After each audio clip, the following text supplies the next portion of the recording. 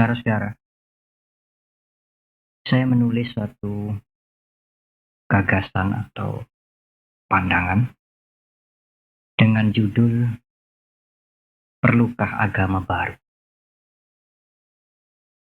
Satu judul yang mungkin menggelitik. Tetapi saudari ketua panitia mempunyai satu istilah yang lebih lebih mengejutkan. Bukan perlukah agama baru, tetapi perlukah agama model baru yang tambal sulam untuk menghadapi abad ke-21. Saudara-saudara, abad ke-21 meskipun kita tidak mempunyai satu kemampuan lebih bisa melihat apa yang belum terjadi, tetapi dengan kemampuan intelektual kita, dengan analisa, dengan pengamatan sebatas yang kita mampu, tidak bisa dipungkiri bahwa abad ke-21 akan ditandai dengan perkembangan dan kemajuan ilmu pengetahuan serta teknologi. Kalau pada dasawarsa yang terakhir dari abad ke-20 ini bangsa Indonesia harus tinggal landas, dan salah satu motor pendorong untuk tinggal landas itu tidak lain adalah pengetahuan, kemampuan, ilmu pengetahuan, dan teknologi yang kita miliki. Tetapi saudara, dengan tidak sadar, atau mungkin kalau itu sudah mulai disadari tetapi masih belum begitu berani kita mengungkapkan dengan terus terang. Bagi sebagian orang yang merasa cemas, kemudian muncullah satu pertanyaan yang malam hari ini berusaha kita jawab bersama-sama. Pula satu pertanyaan pada sebagian manusia, sebagian orang. Setelah mereka melihat perkembangan ilmu pengetahuan, teknologi atau sains dari dunia barat. Pertanyaan itu sesungguhnya adalah satu pertanyaan yang di depan saya sudah sampaikan. Apakah perlu satu agama baru, satu agama model baru untuk memasuki abad yang baru, supaya bangsa kita ini tidak ketinggalan dengan bangsa lain menuju alam yang modern, tetapi tetap mempunyai satu pegangan agama? Itulah yang menjadi satu pertanyaan, bahkan pertanyaan besar, saudara. Kalau nanti kita memasuki abad baru, supaya kita ini masih tetap mempunyai pegangan agama, apakah tidak diperlukan suatu agama? Apakah betul-betul agama baru? Apakah agama yang lama ini kemudian ditambal dan disulam sehingga menjadi model baru? Mengapa pertanyaan itu sampai timbul? Karena ada kecemasan. Apakah kecemasan itu, saudara? Satu hal yang ingin saya ungkapkan di sini. Apakah ilmu pengetahuan itu sendiri nantinya tidak bisa menjadi satu agama yang baru? Jadi timbul satu kekhawatiran, apakah ilmu pengetahuan itu tidak akan menjadi agama baru? Apa sebab, saudara? Di abad modern nanti, kalau orang mendapatkan kesulitan, apakah persoalan suaminya sudah mulai ingin mencari selingan mungkin supaya adil. Apakah juga mungkin suami punya persoalan dengan istrinya? Ataukah persoalan dengan anak-anaknya? Ataukah persoalan dengan keluarganya? Manusia timbul satu kecemasan atau satu pemikiran. Manusia modern menghadapi problem-problem seperti itu belum tentu mereka pergi ke rohaniwan. Belum tentu mereka mencari pemecahan secara agamis.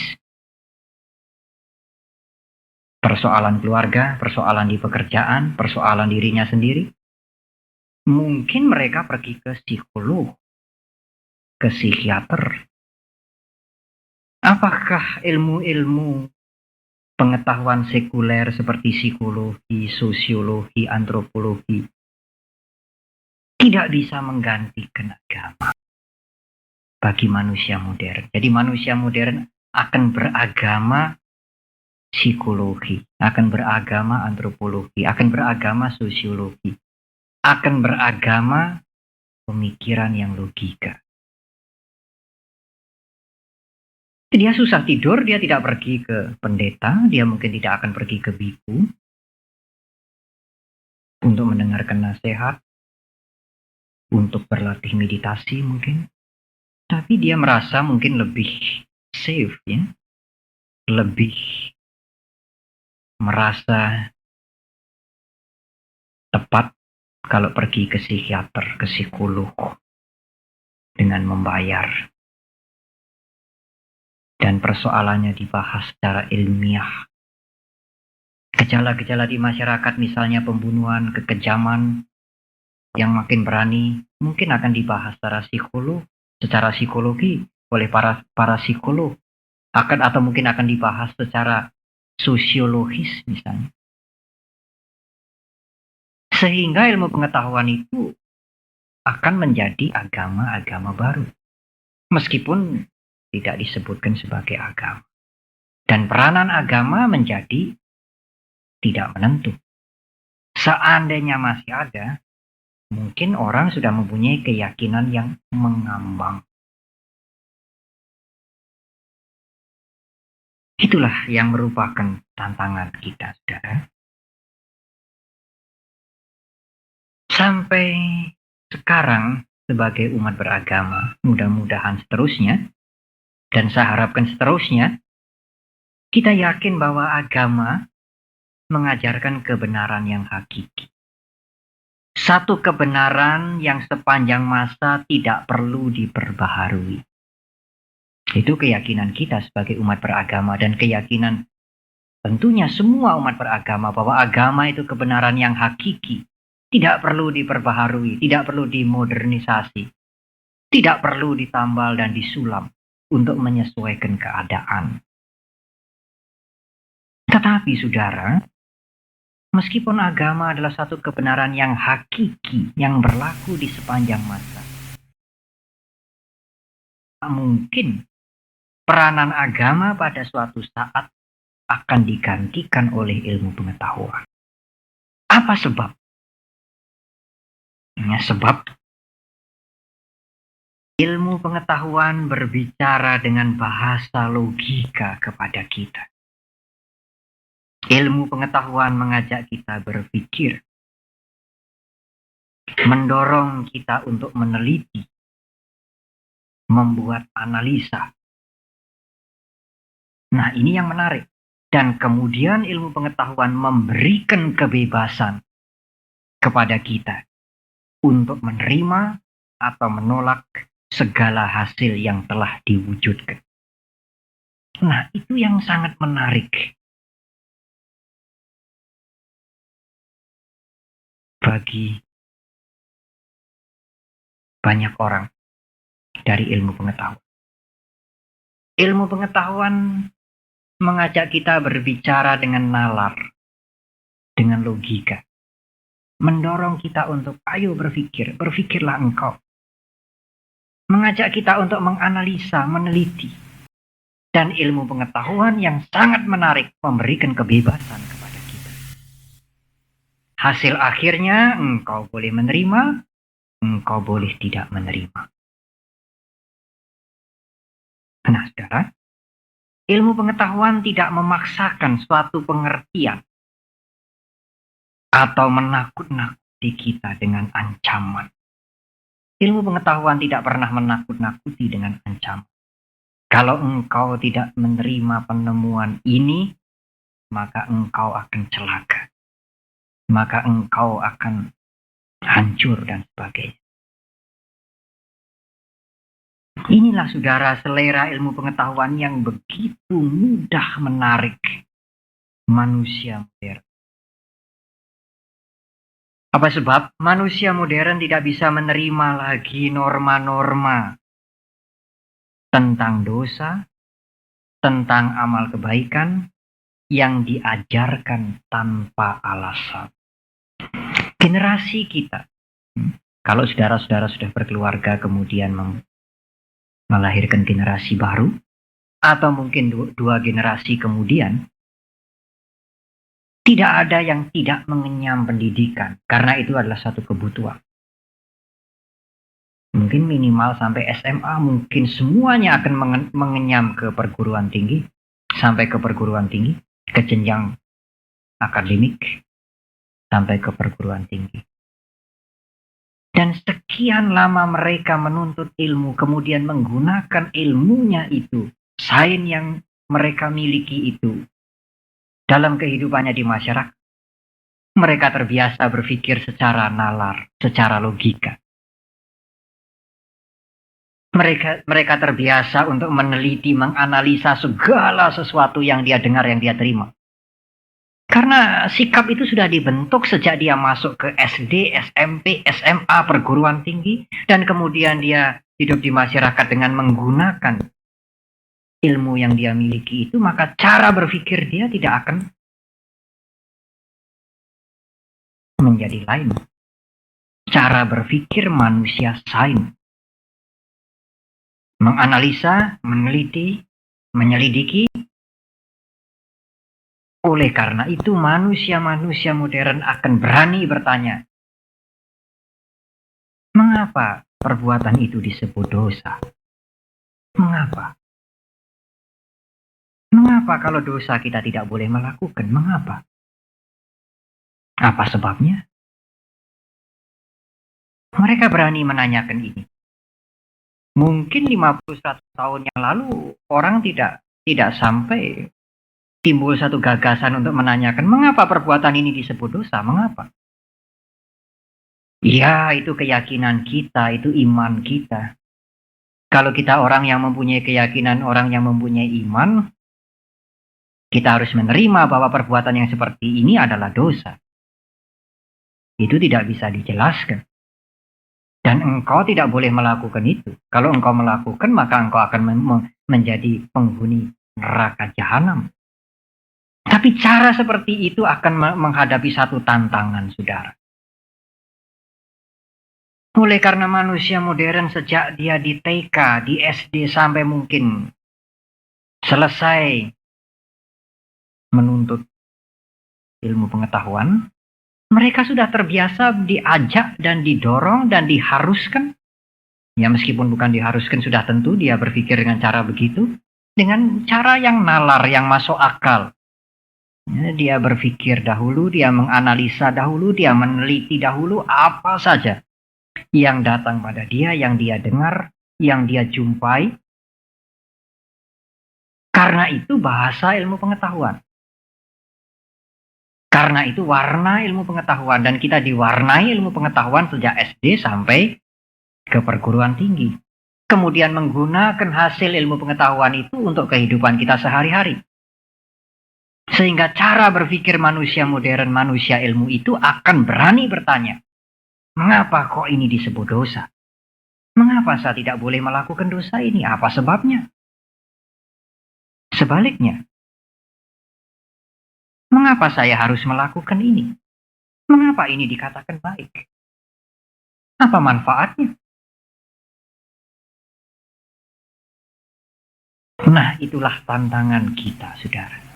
Kalau pemuka agama hanya menjawab kemudian, Mengapa ini dikatakan baik, mengapa ini dikatakan dosa, kamu harus melakukan ini, jangan melakukan itu. Itu ada di dalam iman kita. Iman itu memang tidak masuk akal, tidak bisa dilogikakan itu. Iman bukan logika, iman bukan agama, bukan ilmu, ilmu bukan agama, tidak akan bisa bertemu. Kalau hanya itu jawaban kita, saudara, agama lebih jelas lagi akan ditinggal oleh manusia di abad ke-21. Habis agama nggak masuk akal sih. Kalau saya tanya mengapa tidak boleh begini, mengapa harus begitu? Hanya dijawab ya itu iman, itu keyakinan, itu perintah agama. Dan agama itu tidak bisa dimengerti dengan rasio. Iman itu bukan akal, akal itu bukan iman, tidak akan bisa bertemu.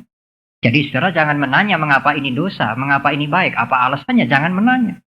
Itu iman. Kalau saudara beriman, saudara jangan melakukan perbuatan yang berdosa. Tetapi melakukan perbuatan yang baik. Kalau hanya itu jawabnya, agama hanya akan menjadi fosil. Fosil sejarah. Mungkin di abad ke-30 hanya tinggal catatan bahwa di dunia ini pernah ada agama, tetapi tidak ada lagi orang yang mau mengikuti. Sekarang saya ingin memberi satu pilihan pada saudara. Nah, kalau ilmu pengetahuan itu, sains itu bisa melemahkan menggoncang-goncang keyakinan orang beragama atau keyakinan iman, ya kita memusuhi saja ilmu pengetahuan. Karena itu berbahaya bagi agama. Itu bisa menggoncangkan iman, menggoyahkan iman. Itu bisa menantang agama dengan bahasa logika. Kita musuhi saja ilmu pengetahuan. Karena dipandang tidak sesuai dengan agama. Itu tidak mungkin, saudara. Memusuhi ilmu pengetahuan akan membuat bangsa ini terbelakang. Tertinggal jauh dengan bangsa-bangsa yang lain dan mungkin akan jatuh miskin. Dan kondisi yang miskin ini tidak dikehendaki oleh semua agama. Jadi tidak mungkin meninggalkan ilmu pengetahuan. Tetapi kalau ilmu pengetahuan maju, manusia modern akan meninggalkan agama.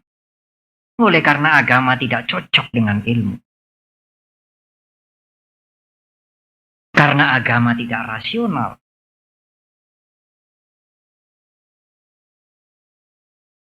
Ini juga berbahaya, saudara.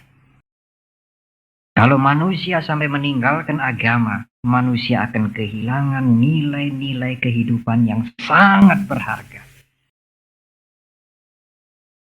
Kalau manusia meninggalkan agama, manusia akan kehilangan nilai-nilai kemanusiaan yang amat berharga yang diberikan. Seperti kejujuran, ketulusan, kerendahan hati, kasih sayang, kesanggupan untuk bertahan, ketabahan, ketegaran, ketenteraman, dan kedamaian. Jadi kalau manusia kemudian meninggalkan agama, hanya mengandalkan ilmu pengetahuan, manusia akan kehilangan nilai-nilai seperti itu. Oleh karena ilmu pengetahuan tidak mengajarkan ketulusan, tidak memberikan tuntunan kerendahan hati, kasih sayang, kesanggupan untuk bertahan, ketabahan, ketulusan, kedamaian. Nilai-nilai itu diberikan oleh agama. Kalau agama ditinggalkan, manusia akan kehilangan nilai-nilai. Akan terjadi erosi kejujuran, erosi kasih sayang, erosi ketulusan, erosi cinta kasih, kegelisahan, kekhawatiran, bahkan kehampaan. Tetapi kalau agama tidak ditinggalkan, agama sulit untuk diterima oleh orang-orang modern. Karena diajarkan dengan cara yang tidak rasional. Nah, ini satu gagasan saya ya. Saya tidak mengutip satu referensi yang cukup berkepanjangan. Nah, saudara-saudara, saya akan memberikan satu ilustrasi. Saudara, pandangan filosofis seseorang itu sangat perlu. Oleh karena tingkah laku, tindak tanduk, sikap kita itu bukan muncul dengan mendadak. Dengan begitu saja. Ya, dia merusak alam itu kan karena dia terjepit. Karena kondisi begitu menjepit, karena ekonomi, karena ini, karena itu, ya dia kemudian merusak alam, menebang pohon, mencuri, dan sebagainya, dan sebagainya. Bukan karena itu, saudara. Atau bukan karena hanya itu. Bukan kondisi yang menjepit itu semata-mata yang mendasari sikap seseorang dalam memberikan jawaban atas persoalan kehidupannya. Tetapi seseorang memberikan jawaban kepada problem yang datang itu akan diwarnai oleh dasar filosofis yang dia punyai. Pandangan yang dia punyai. Keyakinan yang dia punyai. Kalau seseorang mempunyai keyakinan yang baik, meskipun dia kejepit, dia tidak akan mengatasi problemnya itu dengan mencuri, membunuh, dan sebagainya. Saya membaca di harian Kompas tanggal 25. Kalau tiap-tiap tahun majalah-majalah yang terkenal memilih man of the year, orang apa ya, bahasa Indonesianya apa itu, orang di tahun ini, artinya si bintang di tahun ini, misalnya Reagan, Gorbachev, atau Panyawaro misalnya ya. Tetapi di koran Kompas ini ditulis pada tahun 89 majalah-majalah bukan mencari man or woman of the years, tetapi planet of the years. Jadi bumi kita ini menjadi sorotan, pembicaraan, bahan yang paling banyak, menjadi sang bintang yang paling banyak di majalah surat kabar di tahun 89. Bukan orang. Apa sebab? Karena krisis ekologi, krisis lingkungan. Siapa yang membuat krisis lingkungan? Ya, manusia. Itu jawab yang sudah pasti. Mengapa manusia merusak lingkungan? Salah satu sebabnya yang ditulis di sini, ya, yang saya bisa mengutip. Saudara boleh saja tidak setuju. Dan itu bukan pandangan saya, itu saya sekedar mengutip di koran Kompas ini. Mengapa manusia begitu bernafsu merusak lingkungan? Karena pandangan hidupnya, karena keyakinannya, karena dasar filosofisnya yang mendorong dia memberikan rekomendasi bahwa engkau boleh mengapa-apakan alam ini sesuai dengan kemauanmu. Kok sampai begitu? Begitu Kok ajaran atau pandangan itu sampai begitu hebat mempengaruhi manusia? Memang oleh karena pandangan itu adalah pandangan yang bersifat agamis. Nah, saya mengutipkan ya di tulisan ini, ada satu kepercayaan, yang lengkapnya saudara boleh cari koran ini sendiri. Ya, ada satu kepercayaan yang mengajarkan begini. Tanda petik. Ini tentunya kutipan otentik kalau si pengutipnya tidak salah. Ya. Bumi dan alam semesta diciptakan oleh Tuhan yang monoteistik. Tuhan kemudian memerintahkan manusia seperti tertulis dalam kitab sebagai berikut. Kuasai serta taklukkan ikan-ikan di laut, burung-burung di udara, serta setiap makhluk hidup di bumi. Nah, kalau sudah ada mandat seperti itu, menurut penulis artikel ini manusia akan merasa mempunyai satu mandat untuk menguasai, mengelola, menggunakan, mengapa-apakan bumi ini, bahkan tidak bisa dipungkiri menimbulkan dampak merusak lingkungan. Nah, itulah peranan agama. Sekarang agama-agama ditantang bagaimana bisa memberikan ajaran, memberikan keyakinan kepada umatnya sehingga bisa mendasari setiap perbuatannya sehingga perbuatannya itu tidak merugikan lingkungan. Artikel ini kemudian menyodorkan satu jalan keluar. Sebaiknya supaya manusia tidak merusak lingkungan itu jangan monoteistik. Ketuhanannya itu panteistik saja. Menurut artikel ini, apa artinya panteistik? Menganggap semua benda, semua pohon itu adalah Tuhan. Menganggap alam semesta ini adalah Tuhan. Sehingga kita menjadi takut untuk merusak, menebang pohon seenaknya. Mengeduk bumi ini seenaknya karena suci, sakral. Alam ini adalah Tuhan. Panteistik. Supaya tidak terjadi kerusakan lingkungan. Ini satu pendapat. Saya tidak berbicara tentang ekologi. Mudah-mudahan STIE nanti Wesak tahun yang akan datang membuat seminar ekologi dari kacamata Buddhis. Agama Buddha mempunyai jalan keluar yang unik sudah.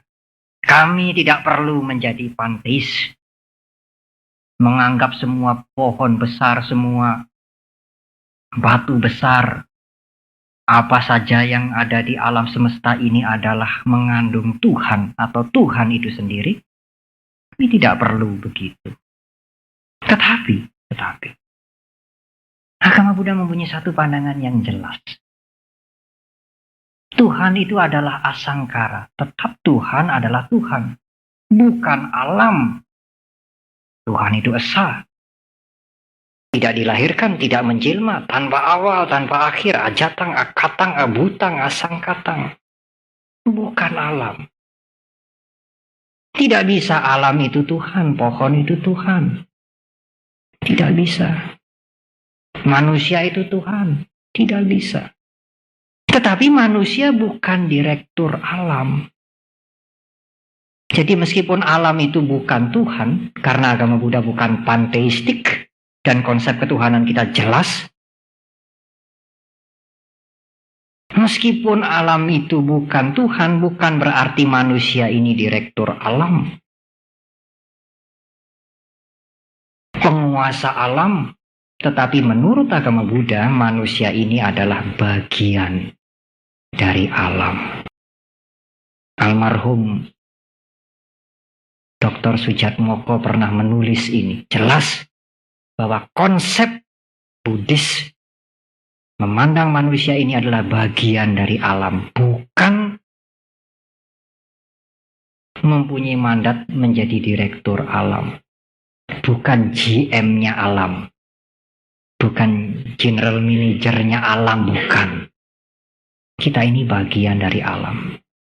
Apalagi kita mempunyai satu ajaran yang hendaknya melandasi cara berpikir setiap umat Buddha, Paticca Samuppada. Kalau alam itu rusak oleh kita, maka alam itu akan merusak kita. itu tidak perlu menyelamatkan lingkungan harus menjadi panteistik. Inilah saudara-saudara, saya tidak berbicara tentang masalah lingkungan. Kalau saudara yang mempunyai bakat menulis, cobalah tulis ini. Ekologi menurut kacamata Buddhis. Tulislah di media-media umum. Kalau memang itu satu pandangan yang baik, biar semua orang ikut memiliki.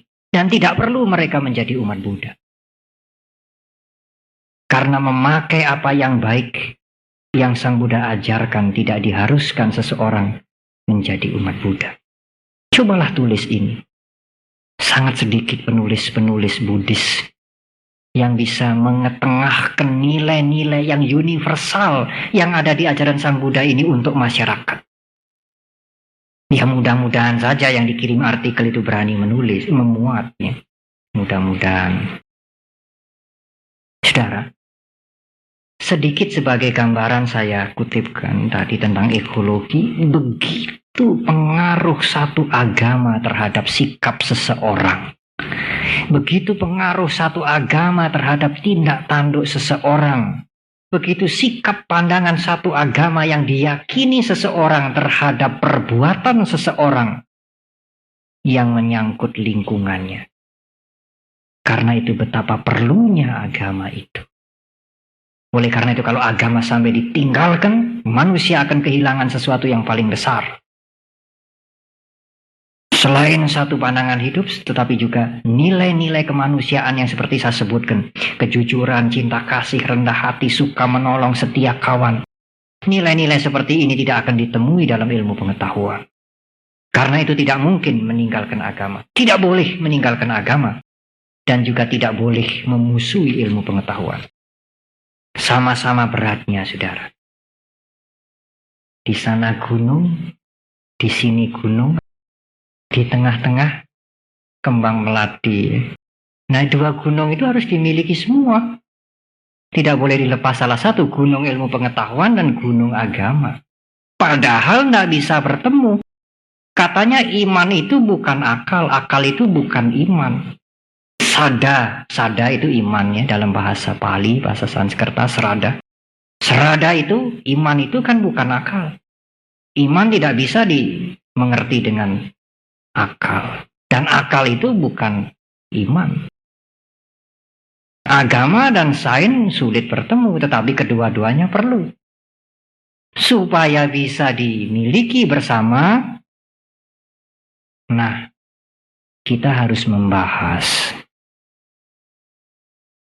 Agama harus mempunyai nafas yang baru. Bukan kitab sucinya yang diubah. Bukan kebenarannya yang diubah, tapi cara mengajarkan agama itu harus cara yang baru. Saudara, sekarang tiba pada jawaban saya yang merupakan gagasan yang mungkin belum tentu cocok dan bukan keharusan bagi saudara untuk menerima gagasan saya ini, mengiyakan gagasan saya ini.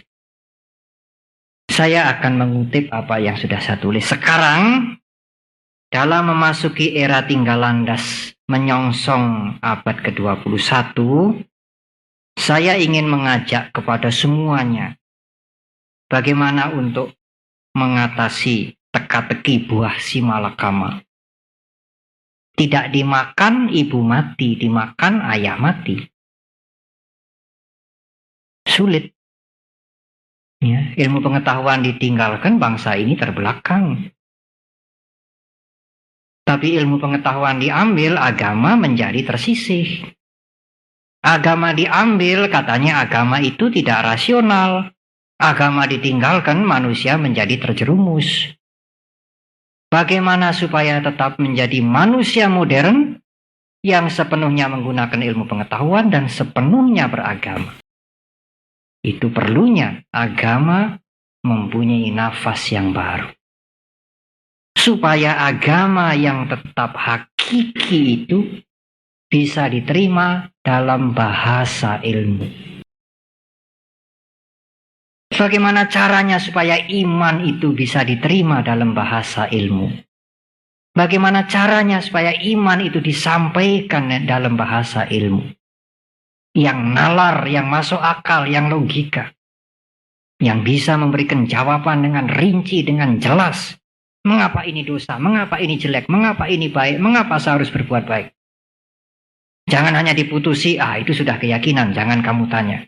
Itu harus ditinggalkan. Sekarang dalam memasuki era tinggal landas menyongsong abad ke-21, saya ingin mengajak kepada semuanya untuk menjabarkan agama secara rasional dan analitis, serta mengajarkan dengan penuh kedewasaan, supaya ilmu pengetahuan tidak akan menjadi agama baru yang akan sangat berbahaya. Jadi kalau para pemuka agama tidak menyadari hal ini, tidak mau mengajarkan agama secara rasional dan secara analitis, kalau ilmu pengetahuan sampai menjadi agama baru, akan sangat berbahaya. Nafas kita sekarang dalam mengajarkan agama bukan lagi memaksakan norma-norma agama. Sudah tidak zamannya, saudara. Tetapi sekarang kita harus menawarkan norma-norma agama dengan penuh simpati.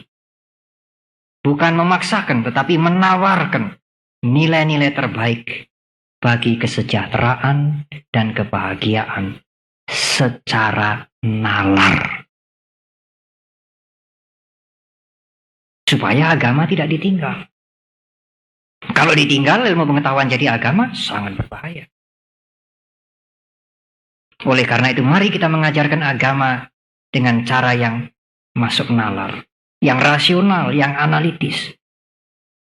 Tidak memaksakan, tetapi menawarkan nilai-nilai yang terbaik yang dipunyai agama untuk kesejahteraan dan kebahagiaan kepada semua orang. Tidak memaksakan dan tidak mengancam, tetapi menawarkan dengan penuh simpati dan kedewasaan. Saudara,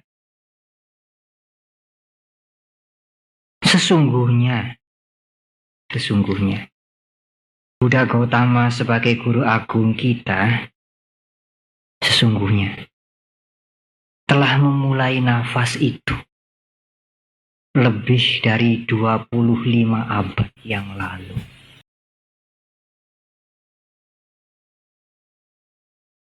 Jadi meskipun Sang Buddha itu muncul di dunia ini, di planet bumi ini 25 abad yang lalu,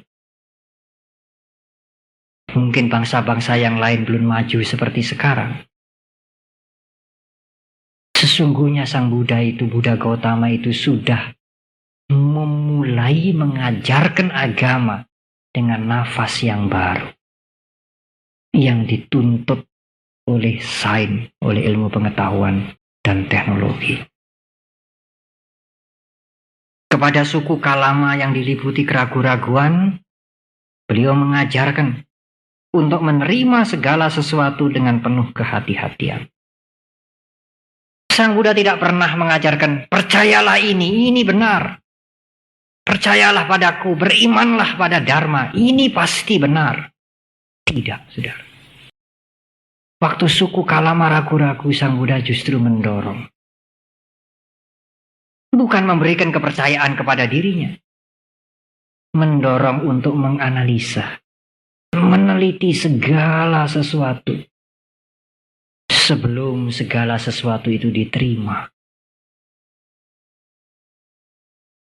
Bahkan saudara, Dharma yang Buddha Gautama sendiri ajarkan bukan keharusan untuk diterima, tetapi untuk dimengerti dulu, difikirkan dulu, berulang-ulang, dianalisa, diteliti.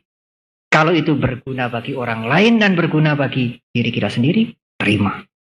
Demikian juga kita mendengar ajaran dari agama lain, dari orang lain, tidak harus langsung ditolak karena bukan agama kita, tetapi juga tidak harus langsung diterima.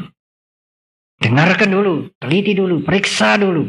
Kalau memang bermanfaat bagi orang lain, bermanfaat bagi diri saudara, meskipun yang mengajarkan itu bukan pemuka agama Buddha, terimalah itu karena itu Dharma. Itulah saudara. kebebasan, atau nafas yang baru, dorongan untuk berpikir, menganalisa, menggunakan nalar yang sesungguhnya sudah dimulai Buddha Gautama 2500 tahun, 25 abad yang lalu.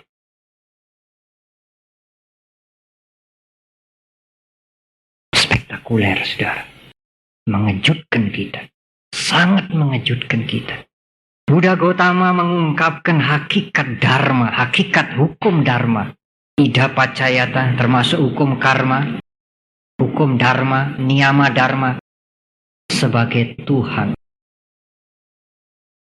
yang esa, yang abadi, yang mengatur kosmik secara universal. Nah, keyakinan yang diajarkan oleh Buddha Gautama tentang Tuhan ini membangkitkan semangat kita untuk melakukan hal-hal yang baik, supaya kita bisa mencapai kemajuan, menyadari hakikat Tuhan yang utuh. Bukan sebaliknya. Saya ulang, bukan sebaliknya. Keyakinan kita yang kita miliki bukan tempat kita bergantung. Kalau saya mempunyai keyakinan, maka saya menggantungkan hidup saya pada keyakinan itu. Bukan demikian. Justru keyakinan itu yang membangkitkan semangat saya untuk melaksanakan dharma. Suka duka kita, kita sendiri yang membuat sebabnya. Bukan pahala dewa-dewi. Tidak bisa umat Buddha menerima, kaya miskin itu kan sudah pemberian. Kaya miskin itu kan sudah dari sononya. Kalau begitu tidak ada gunanya dong kita mengatasi kesenjangan atau gap kaya miskin. Kalau memang kaya miskin itu sudah dari sononya. Kaya miskin kan bukan dari kita. Kaya miskin di tangan Brahma. Jadi saudara menjadi kaya atau menjadi miskin itu sudah dari sono. Umat Buddha tidak bisa menerima seperti itu. Sekarang kaya miskin sedang diulas, saudara. Timbul satu gagasan bagi saya. Kaya miskin. Kemarin ada beberapa wartawan yang datang, dia mencari-cari ide-ide baru dari saya untuk ditulis dalam rangka Waisak. Saya bilang tulis saja kalau berani, kalau mau ya, atau kalau saudara setuju ya. Kaya miskin sama saja. Kaya miskin sama saja, sama-sama berbahaya. Miskin itu berbahaya. Orang bisa mata gelap, bisa kejam, merampok, membunuh, memberontak. Berbahaya, tetapi kaya juga berbahaya. Apalagi kalau kaya mendadak, itu bisa lebih berbahaya. Orang kaya mempunyai keserakahan yang lebih besar dari orang miskin. Kalau dia tidak mempunyai agama. Kalau dia tidak mempunyai keyakinan agama yang baik, yang benar. Kaya miskin sama saja menurut agama Buddha. Sama-sama berbahaya. Saudara, saya membaca satu artikel lagi yang cukup baik. Umumnya, kalau orang timbul atau terlintas pikirannya untuk menjadi kaya, apa kemudian yang berkembang dalam pikirannya? Umumnya orang mengaitkan kekayaan selalu atau pada umumnya dengan kenikmatan hidup. Kalau saya kaya, hidup saya bisa nikmat. Sangat jarang orang yang berpikir kalau saya kaya, kan saya bisa melakukan kebaikan, amal kebaikan lebih banyak. Sangat jarang. Kalau saudara berpikir ingin menjadi kaya supaya bisa melakukan amal kebaikan, punya kiriat, usaha karma yang lebih banyak, itulah Meskipun saudara kaya, saudara menempuh jalan tengah yang pasti safe, aman.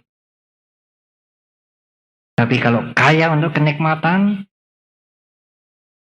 itu sama bahayanya dengan miskin. Kaya miskin, sami mawon, sama-sama berbahaya. Saudara-saudara, bagian yang terakhir mungkin pernah saya sampaikan waktu peringatan Waisak di Wihara Widyaloka. Di abad yang ke-21, umat Buddha menyongsong abad yang ke-21, umat Buddha harus mempunyai identitas yang jelas. Tapi apakah identitas umat Buddha ini? Identitas umat Buddha itu bukan kemudian sembahyang secara demonstratif. Bahasa yang gampang ya sembahyang diketok-ketoke ya, kelihatan. Kemana saja anjali, bukan Buddhis, Buddhis atau bukan Buddhis kalau ketemu ya, nggak mau salaman anjali. Saya kan umat Buddha. Identitasnya kalau ketemu kan goyang-goyang. Ya. Pasang nama bahasa Pali Sanskerta di mana-mana. Jadi pejabat, jadi direktur, pakai namanya semua. Apakah itu identitas umat Buddha, saudara? Bukan. Saudara harus mempunyai identitas yang jelas. Tapi identitas umat Buddha itu bukan sembahyang secara demonstratif. Bukan menggunakan nama Buddhis di mana-mana. Bukan kalau pakai pakaian kemudian ditempeli Dharma Cakra. Bukan itu. Identitas umat Buddha adalah kerja keras, tekun, jujur, hemat, tetap rendah hati meskipun kedudukannya tinggi, mengurangi keserakahan, berusaha selalu menolong, sanggup menghadapi tantangan, dan selalu menjaga sila atau moral. Kalau saudara bergaul di tengah-tengah masyarakat, tidak perlu masyarakat mengenal saudara sebagai umat Buddha, tidak perlu. Dan saudara juga tidak perlu memperkenalkan diri saudara sebagai, kenalkan umat Buddha Andika, misalnya. Tidak perlu. Justru tidak perlu dikenal sebagai umat Buddha. Tetapi saudara tetap mempunyai identitas Buddhis. Bisa dipercaya, jujur, rendah hati, suka menolong. Meskipun saudara tidak dikenal sebagai umat Buddha, semua umat beragama yang akan bergaul dengan saudara, saudara akan diterima dengan rasa yang hangat sebagai saudara sendiri. Saudara dikenal sebagai umat Dharma atau umat Tuhan, silahkan. Saya menulis di satu harian Jawa Tengah. Mudah-mudahan ini dimuat. Mungkin di abad ke-21, umat Buddha ini cukup dikenal sebagai umat Tuhan atau umat Dharma. Selesai. Tidak perlu dikenal sebagai umat Buddha. Dan tidak perlu mengenalkan dirinya sebagai umat Buddha. Sanubarinya mengerti dengan jelas, saya umat Buddha. Kalau bersembahyang, dia menjadi lain dengan umat beragama lain. Karena tata caranya berbeda. Tetapi di tengah-tengah masyarakat, tidak perlu dia pamer bahwa dia umat Buddha. Saya umat manusia cukup, umat Tuhan, umat Dharma. Jadi, kalau ketua panitia mengatakan, Waisak tahun ini di SDIE memang lain daripada yang lain. Kami membuat forum, temu muka, ceramah, ilmiah katanya. Tetapi bukan berarti meninggalkan ritual. Saya kemudian berpikir tadi, mau meninggalkan ritual ya boleh. Tidak ada perintah. Siapa suruh? Siapa suruh memperingati Waisak harus pakai pasang lilin, pasang dupa? Siapa yang mengharuskan? Kalau tidak ya boleh. Apalagi diganti sesuatu yang lebih bermanfaat, sangat baik. Ada satu wartawan yang ingin menulis tentang Waisak. Dia datang kepada saya bertanya, Biku, Waisak ini ritualnya bagaimana? Kewajiban umat Buddha bagaimana? Pedoman pelaksanaannya bagaimana? Saya jawab, ya Waisak ini gimana? Ya suka-suka lah. Umat Buddha mau Wesak ya boleh, ndak ya boleh. Loh gimana biku kok begitu? Iya. Jadi gimana ya, suka-suka maunya sendiri. Wesakan itu umat Buddha maunya sendiri, ndak ada yang nyuruh. Apa ndak ada perintah? Ndak ada. Kitab suci ndak merintahkan, tidak. Lalu gimana ya, begitu itu. Lalu gimana ya, seenaknya sudahlah, suka-suka. Mau ke Borobudur boleh, enggak ya enggak apa-apa. Kalau pergi gimana ya, pergi ya baik. Enggak bagaimana? Enggak ya tanya sendiri kenapa dia enggak pergi.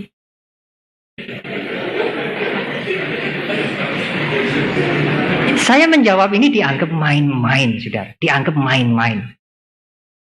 Tapi bukan main-main.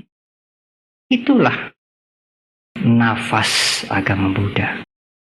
Menawarkan alternatif-alternatif yang baik. Berupacara yang benar, bermeditasi yang benar akan bermanfaat, berguna bagi diri sendiri, juga bagi masyarakat. Menjalani sila berbuat baik bermanfaat bagi masyarakat, juga bagi diri sendiri. Mencuri, membunuh, merugikan masyarakat, membuat onar, juga membuat penyesalan bagi diri sendiri, merugikan diri sendiri. Menawarkan, tetapi tidak mengharuskan. Mengajak kita berpikir secara dewasa. Jadi Wesak itu bagaimana, Bante? Ya suka-suka. Suka-suka bagaimana? Ya terserahlah. Kalau mau ikut ya ikut. Enggak ya enggak apa-apa. Lalu bagaimana itu Biku? Apa? Pada meditasi detik Wesak bagaimana? Ya itu terserah saja. Mau meditasi detik Wesak, mau meditasi pagi, ya itu terserah. Pusing mereka. Inilah saudara-saudara satu contoh yang gampang, nafas baru. Yang mungkin baru bagi kebanyakan orang, tetapi sesungguhnya nafas itu sudah dimulai Sang Buddha 2500 tahun yang lalu. Kalau Wesak saudara mau tidur sehari penuh, itu urusan saudara. Saudara mau ikut membantu saya mempersiapkan Wesak untuk kepentingan orang banyak, itu sangat baik. Ditambah dengan meditasi, lebih baik. Tidak ada yang mengancam saudara, memaksa saudara. Kalau saudara sudah dewasa, saudara akan bisa memilih mana lebih berharga, menggendong boneka atau menggendong bayi. Kalau pikiran saudara masih kanak-kanak, ya harus dipaksa. Tapi kalau orang dewasa, tidak usah dipaksa. Dia bisa menentukan pilihan mana yang bermanfaat, mana yang tidak bermanfaat.